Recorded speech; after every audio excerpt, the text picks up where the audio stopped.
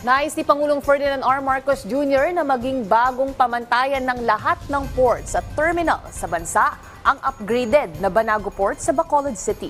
Si Emmy Rose Santiagudo ng Radyo Pilipinas sa detalye. Ang makabago at modernong Banago Port Improvement Project ang magsisilbing modelo ng disenyo ng lahat ng terminal at pantalan. Inihayag ito ni Pangulong Ferdinand R. Marcos Jr. matapos niyang pangunahan ng inspeksyon sa Banago Port para matiyak ang mas maayos, ligtas at modernong serbisyo para sa mga pasahero at cargo.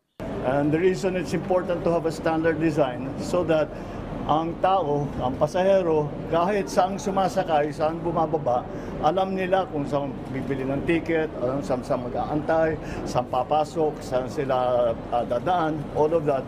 Dahil sa pagpapaganda sa Banago Port, kaya na nitong ma-accommodate ng 500 pasahero mula sa 50 lamang. Mayroon na rin itong mga bagong pasilidad tulad ng makabagong Operation Center para sa mga pasahero, mas malawak na causeway para sa mas maayos at mabilis na mobility na daloy ng mga sasakyan, at ang covered walkway na magbibigay ng proteksyon sa mga pasahero mula sa ulan man o matinding sikat ng araw. Ikinatuwa ng Pangulong Marcos ang naging modernisasyon ng Banago Port.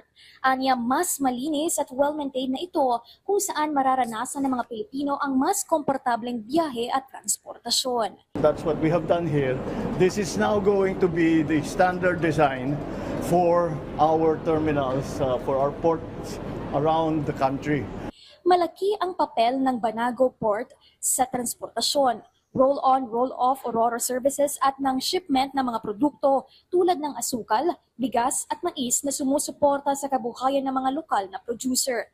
Dahil sa pinagandang Banago Port, inaasahang lalakas pa ang ekonomiya sa buong Negros Occidental at magdudulot ng magandang epekto sa shipping, transportasyon, turismo at iba pang sektor sa probinsya.